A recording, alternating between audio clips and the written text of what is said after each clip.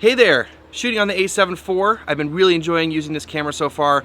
Sony put a couple of new features in this camera that has not existed in other cameras, and one of which is probably the one I'm most excited for is focus breathing compensation, and that's what I want to talk to you about. I want to explain why it's needed, what it is, some of the crop factors involved, and my thoughts about if we might see this in a firmware update for other Sony cameras. First off, let's talk about what focus breathing is and what causes it. And I think the best way is to just demonstrate it with the setup I'm using right now. So I'm shooting on the A7 IV with the 16-35 f2.8 G Master, and I'm shooting wide open at f2.8 to try to emphasize the point here. And so I'm going to show you in a second, but what happens is that when you change what you're focusing on from something close to something far, what'll happen is the lens or the image will tend to zoom in or zoom out. And let me show you. So the easiest way to see this is by watching the corners as I step out of frame. So when I leave frame, it will actually zoom in a little bit. So check this out. And when I come back in the frame, it will zoom out just a little bit. I'll show you again.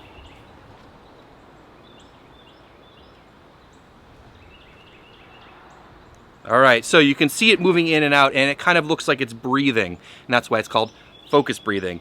And this can be very distracting in terms of the image, because generally you don't want to see the image focal length change in one shot. You want that to be constant. So why is this a problem? Well, you can kind of see that, and it's really caused from the lens design. And the reason for that is that most of the lenses that we're using on mirrorless cameras and even some cinema cameras, the lenses were designed for still photography. And for lenses to be able to not have focus breathing, then the design is much different. And you'll often see that with much more expensive lenses, and in a lot of the cinema lenses, you'll see they'll have very minimal focus breathing. It's a characteristic that is highly appreciated and sought after by videographers and cinematographers. So what's really interesting is that this new camera, the A7 IV, has a way to digitally remove that. So let me show you that in action. Let me go turn that on. All right, so I turned focus breathing compensation on, and to find it, it's located inside of the sort of lens correction menu setting area, and I actually did set it as a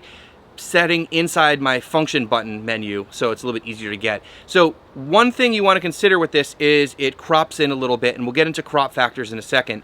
And the way that the camera works is it will crop in just a little bit, and then it'll naturally compensate for the breathing so you don't see it. Let me show you here. Remember, it's turned on now.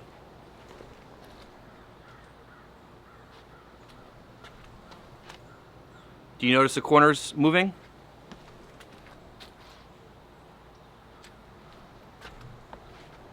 I find it to work really, really well. All right, so we got to talk about the crop, and it's actually pretty subtle. So what I did was I set up this camera and lens pointed at my garage door, because there's a lot of lines there and I could figure out the crop factor. So check it out.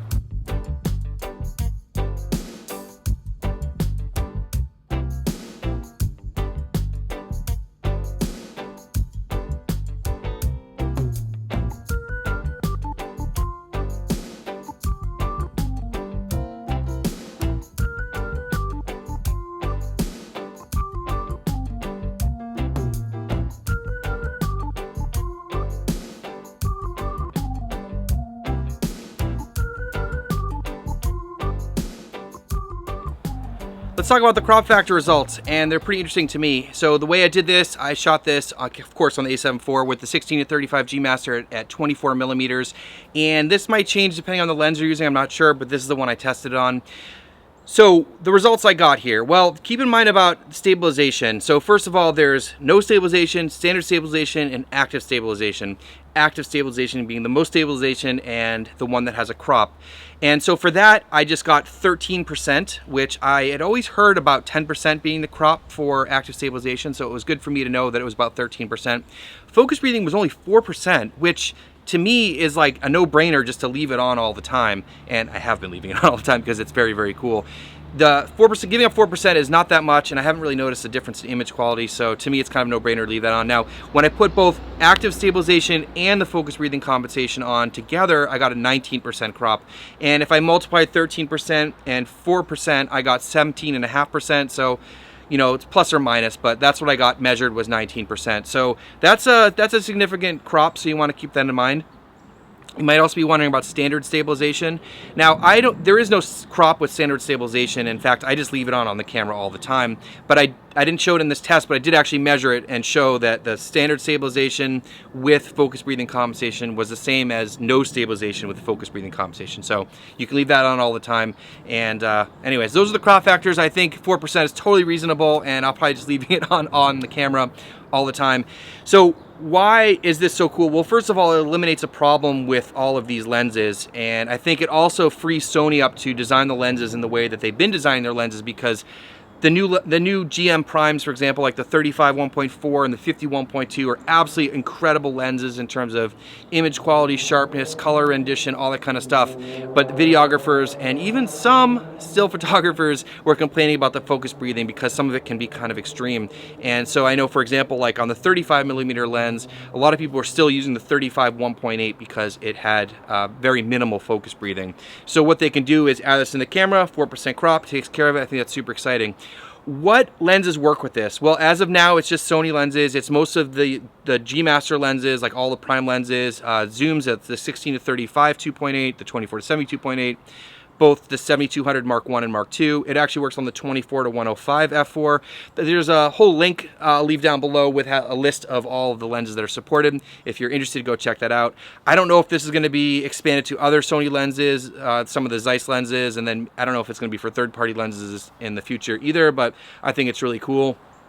I'm really happy that Sony came up with this. I think it really simplifies a lot from the user experience. And will we be seeing this in future cameras? I absolutely hope so. This seems like a no-brainer to put that in future cameras. Now, the question that I have is, will there be a firmware update for cameras like the FX3 and A7S3? I think this can be a little bit trickier, and I'm not sure about all the tech in there, but my best guess is they can put it in there, but there might be a limitation. Now, the thing about, the A7S3 and FX3 is it's a 1:1 readout for 4K, or very close to it, and so there isn't a ton of room. And I know they have they're able to punch it with active stabilization and make the 4K still work. So I don't know if you're going to be able to do active stabilization with the focus breathing, but maybe you could do standard stabilization with the focus breathing, because obviously the focus breathing is a smaller crop than the active stabilization. So I hope they do that.